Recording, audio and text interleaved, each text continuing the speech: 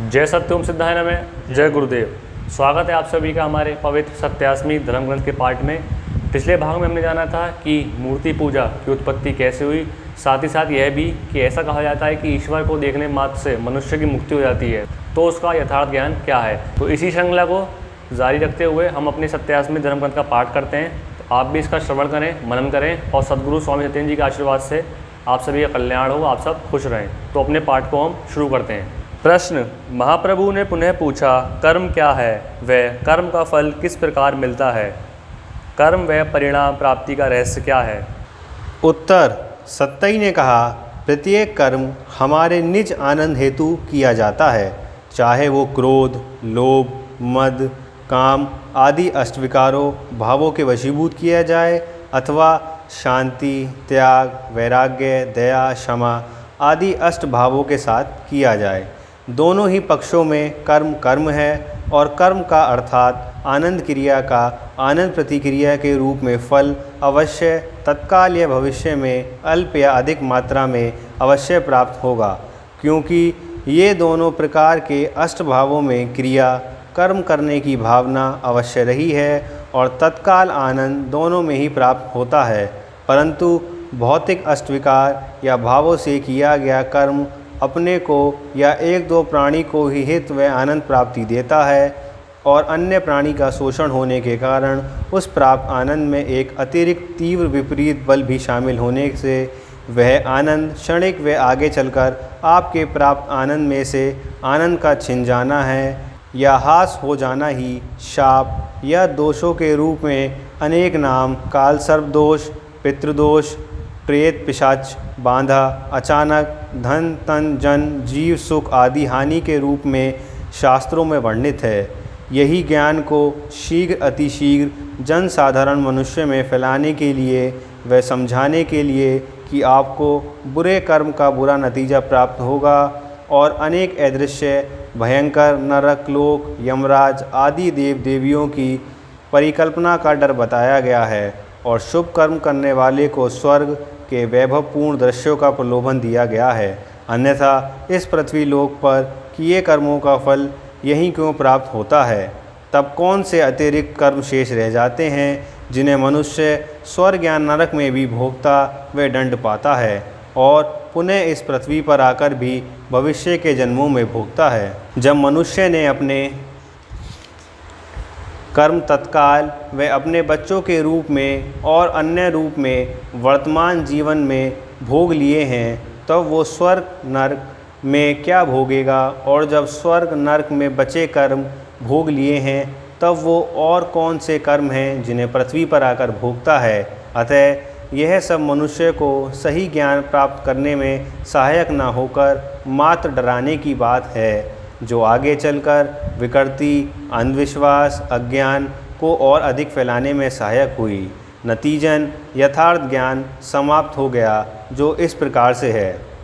सो सिद्धम, तुम स्वयं ईश्वर की प्रतिमूर्ति हो, अतः ईश्वर प्राप्ति के लिए स्वयं का ध्यान करने पर स्वयं ईश्वर प्राप्त होगा। अब हम जानते हैं कि हम जो कर्म करेंगे उसका क्या परिणाम होगा। अगर आप किसी को कर्म क्या है धोखा देते हैं तो आपको परिणाम क्या मिलेगा, तो धोखा पाओगे। दूसरा, नौकरी में बांधा दोगे तो आप व आपकी संतान की नौकरी में बांधा आए। तीसरा, उन्नति में बांधा दोगे तो आप भी उन्नति प्राप्त नहीं करोगे। चौथा, गर्भवती महिला का उत्पीड़न तो आपके गर्भपात होंगे। पांचवा, अधिक कन्या होने वाली स्त्री को हीन दृष्टि से देखना तो आपके भी कन्या होंगी। छठा, पूजा पाठ में चीटांशी करना तो आपकी पूजा पाठ बंधित होगी। सातवां, शिक्षा में रुकावट डालनी तो आपकी व संतान की शिक्षा रुकेगी। आठवां, कृषि में हानि देना तो आपकी कृषि फसल में हानि होगी। नौवां, अनावश्यक मुकदमे करने से तो आपको भी अनावश्यक मुकदमे व दंड प्राप्ति होगी। 10वां, क्रूरता का उपहास तो आप क्रूप होंगे। 11वां, माता पिता को पीड़ा तो आपको भी अपनी संतान से पीड़ा होगी। 12वां, भाई का हक मारोगे तो आपको भी हक नहीं मिलेगा।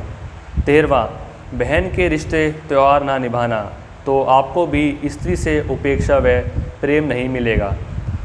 14वां, पति पत्नी का परस्पर अनावश्यक उत्पीड़न, तो भविष्य में यही गृहस्थ जीवन में प्राप्त होगा।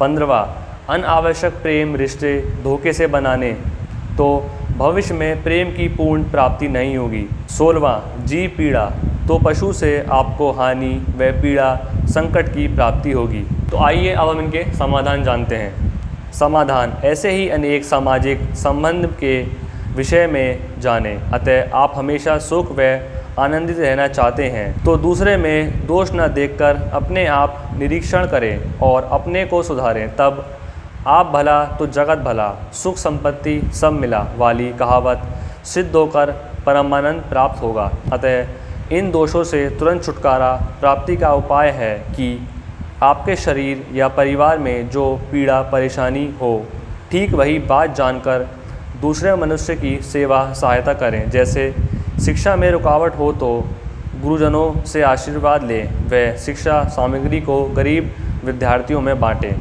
संतान दोष है तो माता पिता या अन्य वृद्धों की सेवा आशीर्वाद व उनकी आवश्यकता की सामग्री दान करें।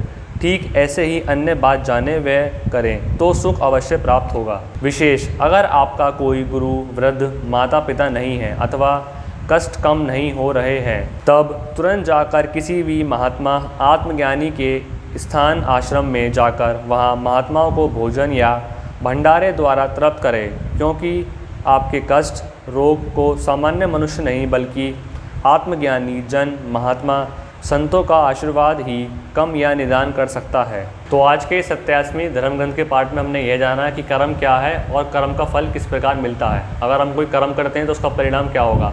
साथ ही साथ हमने यह जाना कि अगर हम कोई भी कर्म करते हैं, चाहे वो बुरा कर्म हो चाहे वो अच्छा कर्म हो, तो अगर कोई बुरा कर्म है तो उसको हम कैसे सुधार सकते हैं।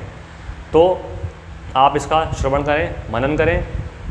हम इसी श्रृंखला को अगले पार्ट में जारी रखेंगे।